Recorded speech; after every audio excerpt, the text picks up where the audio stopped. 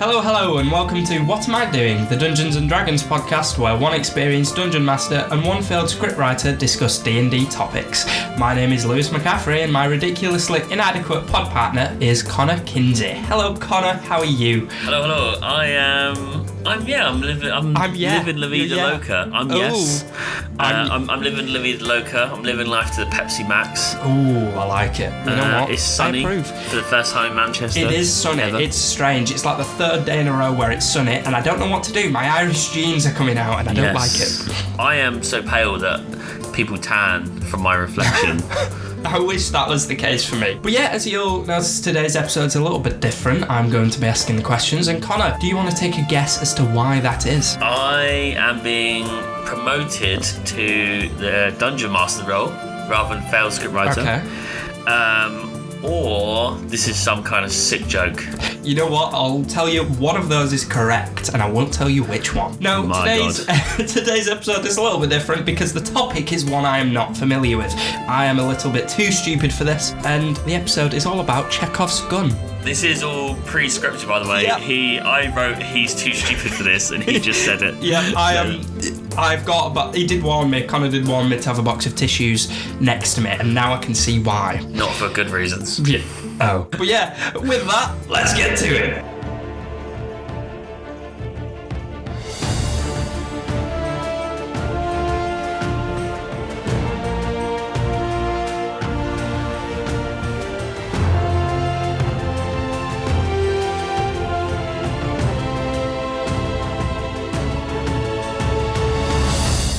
So today's episode is on Chekhov's gun, and if you don't know what that is like me, then stick with us because you might actually be doing it without even realising, and if you're not, you may benefit from using it when fleshing out your stories and scenarios. Indeed. Yes. I'm just going to smile and nod as I'm saying this, I know what it's talking about. I just realised what's coming up next. Connor.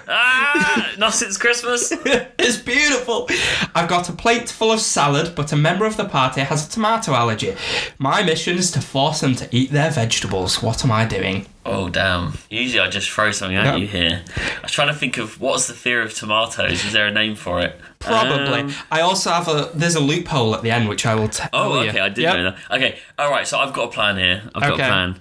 I step into a medieval diner. Yep. I see the tomatoes on the side, but I know my adventurer friend who needs to eat his vegetables is allergic to tomatoes. But that's the brief, right? That's the mission. Yeah. Are we getting a reward? To be confirmed. Yeah, I'm willing to risk their life. I will go up, I'll make an order, I'll kind of wave my hands around whilst talking to them, and I'll sleight of hand grab a tomato. Okay. I will go back to the place where we're sitting. When they go to the bathroom, I squeeze the tomato juice into their drink. Okay. And that way they are getting some of their 5 a day. But they'll also hit their allergy numbers. And I will TBC get a prize. Oh, you know what? Normally, I would have loved that. Apart from your mission was to force them to eat vegetables, and I'm pretty sure a tomato is a fruit. Shit! So you failed. That just shows I never eat vegetables. What's a tomato? Yeah. Oh. Anyway, I'm impressed regardless. So, Connor, what is Chekhov's gun? All right, okay. So, Chekhov's gun is a screenwriting, but also storytelling term, or tool, I suppose, where in the first act, for the beginning of the story, whether it's a film, book, whatnot, there will be an item that is mentioned or visibly seen that is in some way useful to the outcome of the third act, the final act, if you do a 3-act structure. If it's 5-act structure, then so be it. Like a tomato. Exactly. So, if I see the tomato when I walk in, I then get my mission. Okay. By the third act, the end, to complete the mission, I must use that tomato as a weapon or a tool or something in order to push the story forward, often beating the enemy in some way. Yeah, okay. Is it something that, obviously you said you have to use it towards the end, is it something that, reoccurs, or is it just like a callback to when you first see it right at the beginning? So, if that makes sense. Good storytelling, it would be mentioned, not consistently, but because then it's kind of obvious that it's important. If anything, you want to deliver this kind of item, this tool,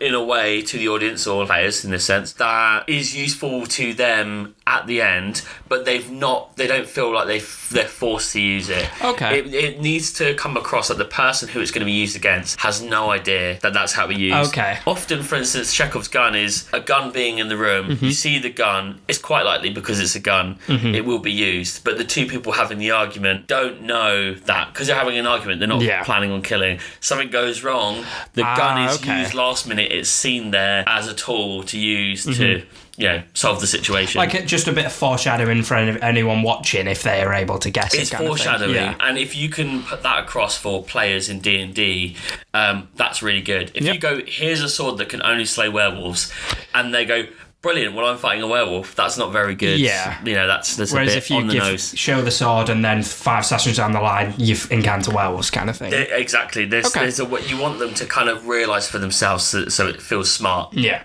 You've not given a piece of paper that says use this. You know what, already we're on what's this, episode 15, and I finally feel like I'm learning something. Oh, okay, well, me too. Yep. I'm just saying it. I don't even know what Chekhov's gun is. Reading off the Wikipedia. Yeah. Anyway, how do DMs implement the use of something that'll be important to the story down the line? All right, so the example we just gave then about the werewolves and the sword. So we had a session a few months back where there was a town of werewolves. You didn't know who the werewolves were, but there was also this kind of religious story people knew of someone defeating werewolves with a big sword. You then came across a building which housed a ginormous sword. Yeah. So you couldn't just take it. You knew it was an artifact. That's in itself a challenge and a tool if you want to use it. You assume it's the same sword that is used from the religious texts and conversation and books in order to defeat werewolves, but you also know you're fighting werewolves. So all of those bits together, I'm not saying this sword beats werewolves, you're putting it together yourself. Yeah. So that's a good example. Yep, I liked in that session because obviously before we even knew about werewolves being in this town, obviously we heard about the religious stories and saw the sword first, and then we could kind of guess what was going on. You actually had that religious kind of build-up way before you even came into a situation with werewolves. Yeah. Okay, thank you. There we go. Do you think that it's important to set up things like a weapon or a tool in order to make for a better adventure? I don't think so. I mean, I'm pretty sure anyone listening to this is enjoying their play. Like whether it's a player or a DM, they're obviously continuing to do it and they're listening to a podcast with two absolute morons. I don't know who you're talking about. They're not at this table. They must be enjoying D&D. So obviously not. And if you're as you said in the strapline at the beginning, you might be doing it and you don't realise it. So it's not a tool that's always needed to have good D&D sessions, but it will make people feel smarter when they're piecing it together because you've put all of it in their head, all the numbers for them to crunch to get the answer. But when they feel like they've solved it rather than been told, that in itself feels like a win. It is rewarding, before they've even used the tool to win. So it doesn't have to be a weapon either.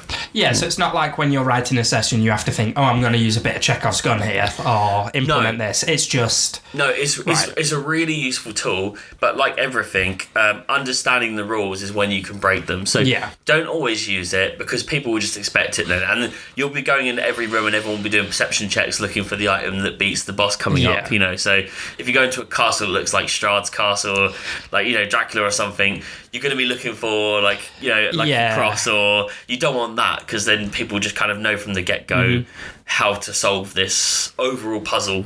Would you say for new DMs it's good to start off with something like that, something big, and then work to make it more subtle so that it's less daunting for new DMs when they're trying to add little hints, if that makes sense? Yeah, definitely.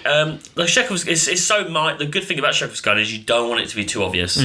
Otherwise it feels like that's the only way they can solve it. To me, D&D is a puzzle. So even if it's battling a boss, if you're just encountering a boss and it happens, that probably isn't your boss in my game, So you want these things to add up and they feel like once they've got all of that together, they've added up like taking the item, getting to the right place, using it last minute, as if they're, especially when they think they're surprising the DM because they thought about it all. That's really good. It doesn't take much at all, any planning really to do that. It's just slight hints, and really as a DM, writing in advance some of it, like an outline of your sessions, so you know that you'll bring that back up, so it wasn't just last minute.